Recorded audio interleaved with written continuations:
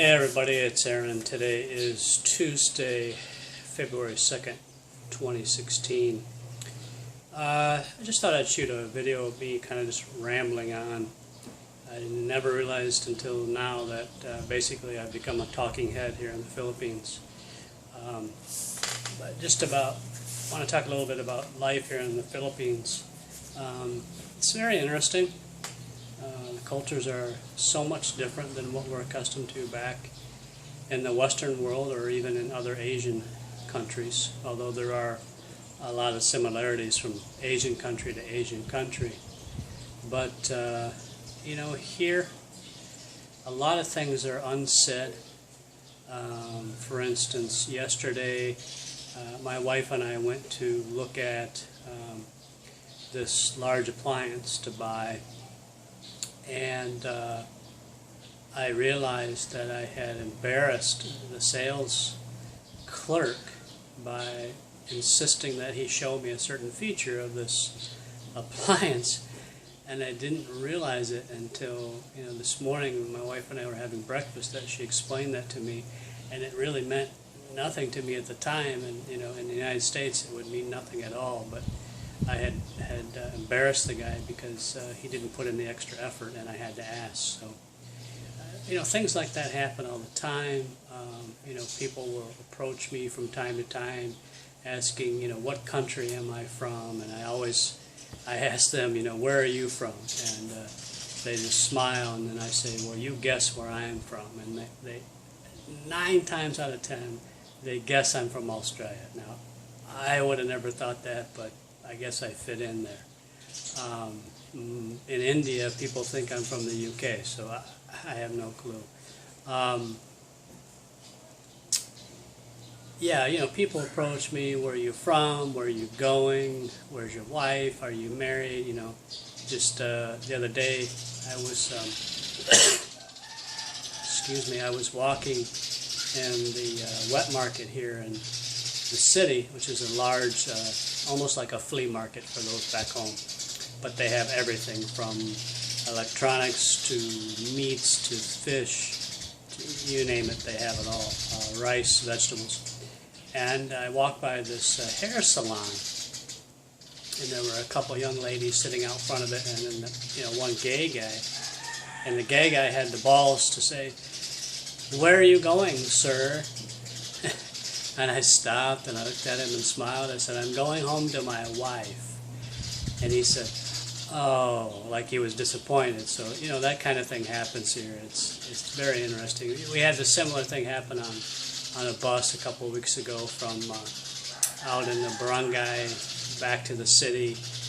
My wife and I were sitting on the bus, and we had 2 seats out of 3 seats on the side occupied. There was a stop, and this lady boy gets on, and this guy's like out of his mind. He's holding some deity, some Catholic deity. I don't even remember what it was. It had money on it. It's kind of weird, as far as I'm concerned. And he was trying to chat with my wife, and he asked my wife. He said, "Is that your husband?" And she said, "Yes." And she, flashed her ring finger, and the guy goes, "Oh." So, it's kind of weird. It's like he thought he would have a chance with me. I mean, what the hell? Or the guy at the salon, do you think he had a chance with me? I mean, come on, it's really crazy. I mean, just something, those things that happen here. One thing I did do on Sunday is I had a electronic, like a wired remote control car, and the wire broke on the remote part of it, and it came off. It broke from the soldering inside, so I took it apart, and I thought, you know what, I see guys all around here at the market, at the malls, who have little tiny tables where they do cell phone repair. Here, when your cell phone breaks, you don't buy a new one, you get it fixed. And I mean, everything can be fixed. They replace the boards, they replace the screens, they replace the keys, they resolder CPUs, the memory, etc., etc., everything, wiring. So they have a full complement of little heat heat sealers and little soldering guns. And I thought, well, let me take this out and see if I can get this fixed, because I really don't want to have to buy a new one. It's like 30 bucks. So I took this remote with the wire to the market, and I found two guys sitting at a tiny table. The table's like 2 feet by 2 feet, and it said cell phone repair. And I saw they had a soldering gun, and I pulled it out, showed them the two pieces. I said, can you fix this? And the guy says, yeah, we can, solder that back together, in his broken English.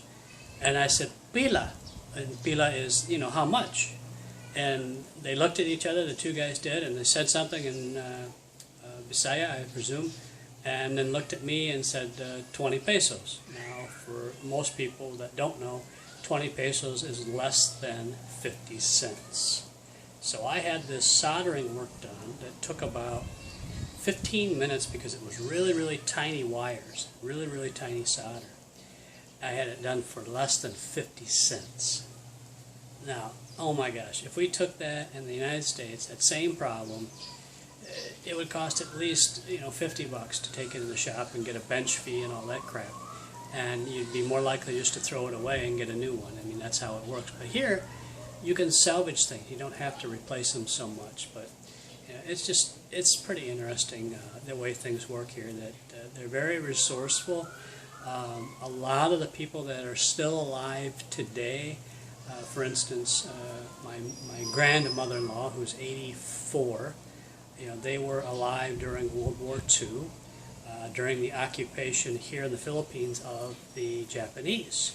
And the Japanese did some really bad things here, like they did in Korea. And, she has stories to tell about that, but she's very conservative. She saves a lot of boxes, a lot of bags, a lot of, containers, because you never know, right? You just never know when you're going to need it. And that sounds so familiar to me from, my grandparents. When I was a littler kid, I'm still a little kid compared to my parents, but they're just saving everything and keeping everything to themselves just in case. You never know when you're going to need it. And I actually find myself doing some of the same things, so it's really crazy the way that stuff works. But I don't know. I just thought I would ramble on a little bit about that and share some of the things for whoever's watching.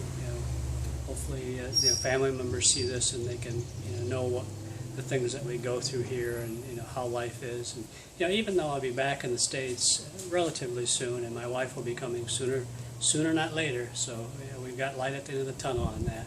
And get resell in the States and get on with life. It is really interesting here. But that's about it for today. I hope that this was informative, and I hope you enjoyed it. I'll see you next time.